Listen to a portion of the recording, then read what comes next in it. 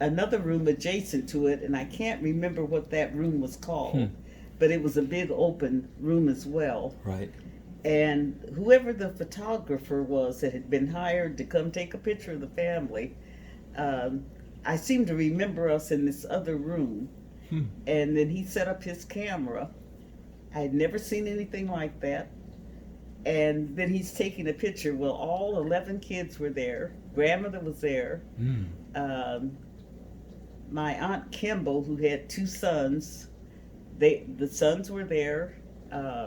My Uncle Tandy, who had 2 children at that time, they were there, and the 4 of us. So that, what was that, 8 grandchildren that were there. And then all 11 of KD's children. And I couldn't help it. I was so impressed with that camera, that's all I could look at. Now, I don't know. That was a famous picture. That was a great picture, too. But I don't know if he designated that we should look a certain spot. But if you stare at the picture, look at me in the picture, I'm looking at that camera. And I'm not sure that any of the other kids are, but I'm focused on that camera because I had never, ever seen anything like that. And I'm trying to figure out, what is he doing? You know, the idea that he was taking the quality of that photo, for that time, I mean, that's pretty amazing. Right, but that I remember. And again, like I said, I don't remember the funeral at all, if we were there. So that would have been 1938 then, I think. I'm pretty sure. Was 38? Okay, so it was 38. I was born in 33, and I think it was before my birthday in that year. So I must have been 4. You must have been 4 years old. Right. Interesting. But that, after that, I don't remember anything that happened after that. Really? You know, I don't know if we took naps or what, and I did observe that Welvin and Louise, my cousins, Welvin especially was asleep during this picture taking. And Louise, I think, was at the nodding stage, so I assume, little kids, we've probably been through a lot that day, so we were probably all taking naps shortly after that, right? Interesting. And that's the end of my memories for KD. Now, my parents did something that wasn't done in those days. They divorced. Right. And I think the divorce came about in Texas. I think Daddy came back home with my mother when they brought Juanita back. And when the 3 of us came back, we were sent back with one of my mother's girlfriends that was a nurse. She came to Texas and got 3 of us because we couldn't take the heat in Texas. And we'd have nosebleeds every day. Oh, really? Yeah. 3 little kids and their noses are bleeding every single day because of the Texas heat. So they decided to send us back to Colorado. To live with my mother's mother at that time. And so when my father and mother and this new baby showed up, because we obviously didn't know my mother was, we didn't know what pregnant was. We wouldn't have known. And nobody ever said, you're going to have a new little sister or what, or whichever. They could have only said baby in those days. I don't ever remember us being told that. So that was kind of a surprise. And I do remember when they came back to Colorado, that we were outside. And I remember sitting, they had Juanita sitting on the railing, not by herself, somebody was holding her, and she was just staring down at us. And I'm wondering, well, who is she? Or who is that? Right. Who is that? And that's the end of that memory. Interesting. It's amazing how the memories just go so far. These little pictures, right? Right, I just have pictures. So, what were some of your stories and memories of your grandmother when you went back to Colorado, Lulu? Right, my grandmother, I really loved her dearly. She was very important to me. But when I was in 1st grade, which I found an incredible, boring time to be in school too, I might add. I remember that. Right. One time I didn't come home from school. And right, and school was it wasn't even a full block from our house. But I had a little girlfriend in class, and her father owned the grocery store on the corner that was between our house and school. And she said, why don't you come play with me? And I said, okay. Nobody told me I couldn't do that. Sure. So I stopped at the grocery store with her, and we were behind the counter down on the floor playing and eating candy. So I definitely wasn't leaving on my own. We're eating you had a candy. good deal going there. I thought I did. And finally, I don't know how long we had been there, but finally, I heard my sister peeked around the counter and says, "You're in big trouble." And I said, "Why?" And she said, "Oh, you'll find out. You got to come home." So I said, "Okay," and I told my little girlfriend goodbye and got up and left with my sister. I have no idea what time of day it was, how long I'd been there, and got home, and every policeman in Colorado Springs was at our house. There were only 5 then, including the chief of police.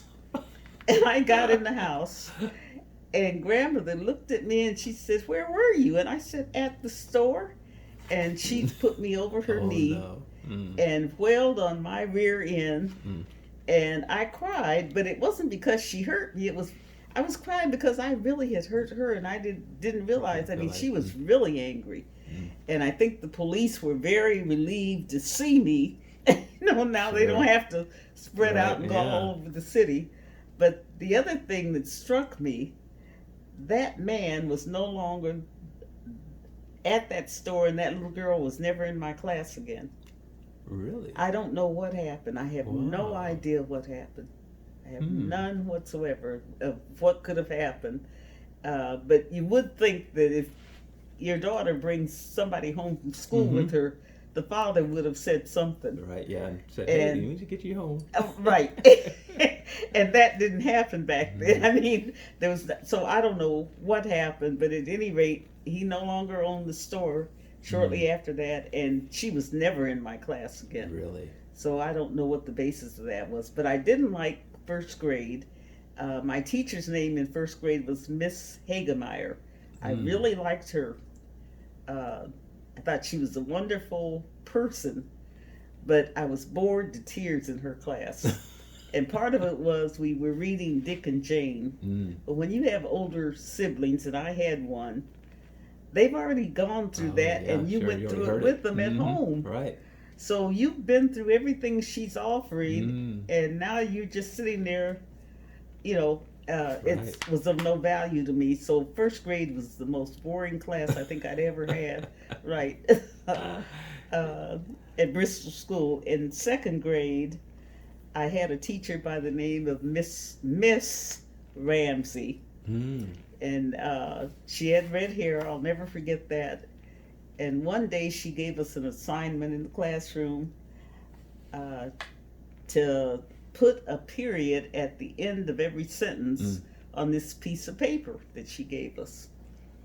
I didn't know what a sentence was. So I looked at it and I couldn't decide. So I just put a period at the end of every line. Right. I decided that must be a sentence. Right. And she got my paper, and in front of the class, she makes this announcement: "You are the dumbest Stroud I have ever seen." She taught my aunts. Get out of here, really? Right. She said, "You are the dumbest Stroud I've ever seen." My goodness. And I couldn't figure out why, but I decided that was very important. So when I got home, I told them exactly what she'd said, my aunts, Rosamond and Bobby. Well, right away, they started to put this teacher down about how stupid she was. She couldn't get her husband. Her name was Miss Ramsey. They really lit. In typical Stroud fashion, I guess. Huh? They lit into her. Well, maybe that was a good thing they did that, because my self-esteem had not didn't suffer the damage that it would have from that. And from that day forward, all the way through my adult life, I've probably never had much respect for teachers like a lot of students do. I don't dislike them. I'm not saying that, but I just didn't have that kind of respect that a lot of kids probably have for them. I just wasn't there. And I'm sure it was because of what Rosamond and Bobby said to bring my self-esteem back up.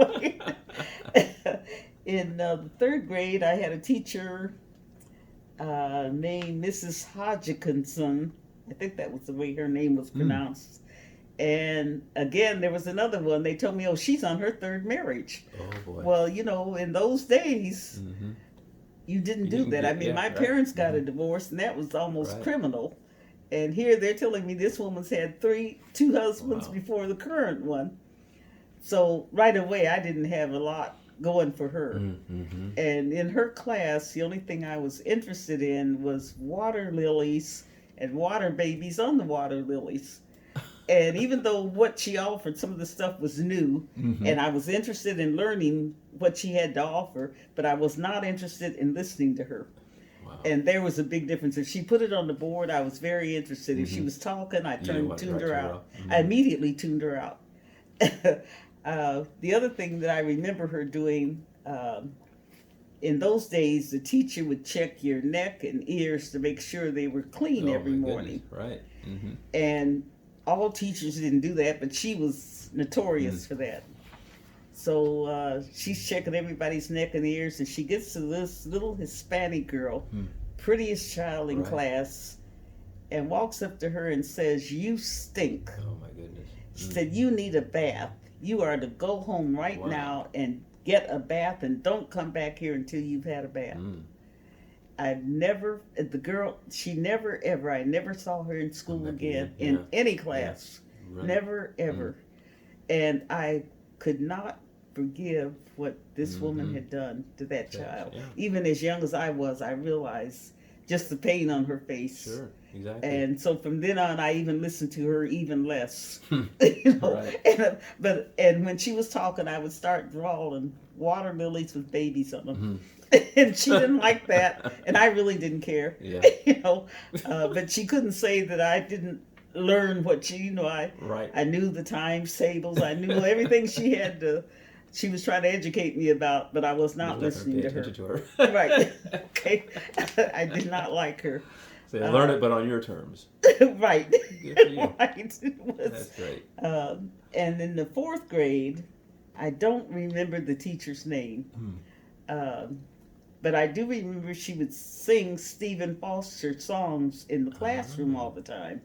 And when she did this, all the little white kids would then look at me wherever I was sitting. So my mother happened to have been back in Colorado Springs, and I told her about it.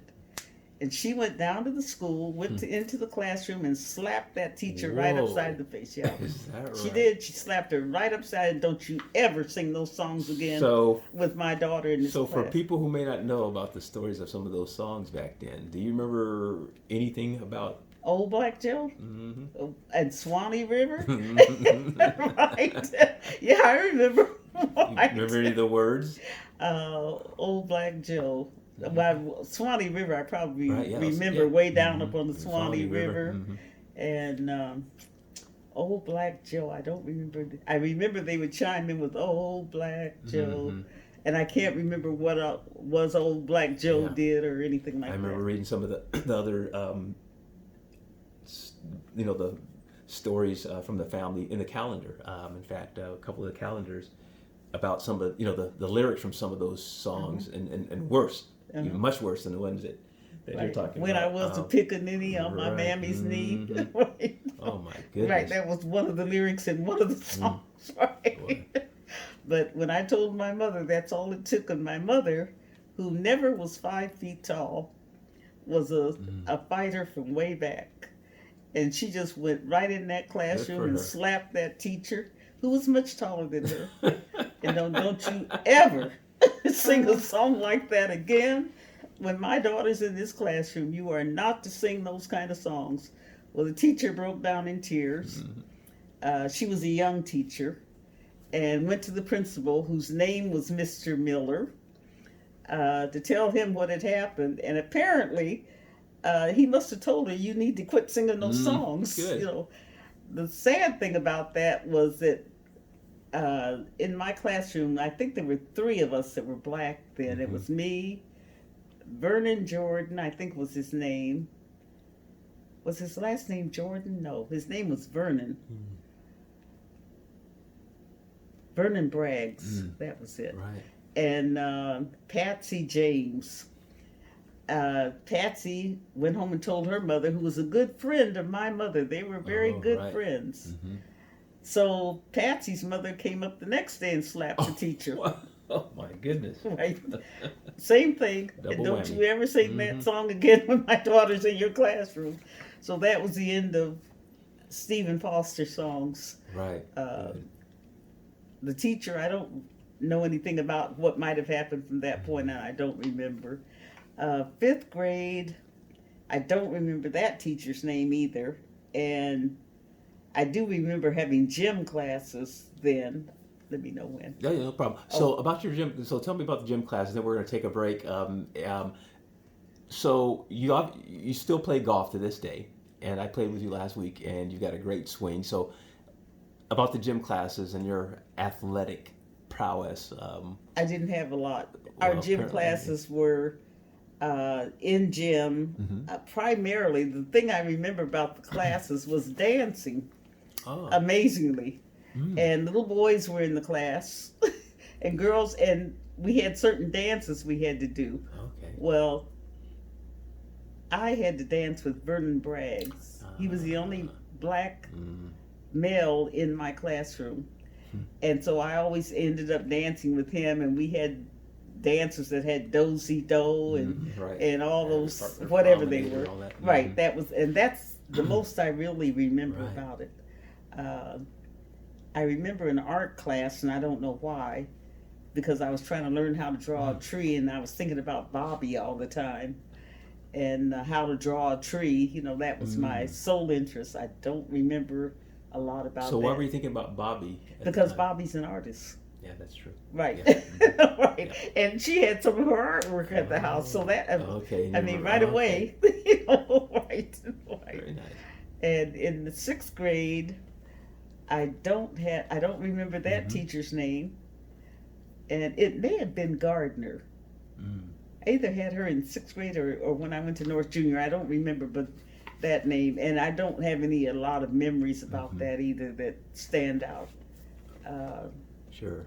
I just wanted to get out of there and get to North Junior High School. Well, Chick was going to North Junior, you know, and there becomes there can be a competition with siblings, sure, especially when they're that close, you know, and trying to be where your sibling is. Oh yeah, I remember that with my older sister Trudy. That's for sure. Well, perfect. This is a great time to take a break, and we're gonna come right back.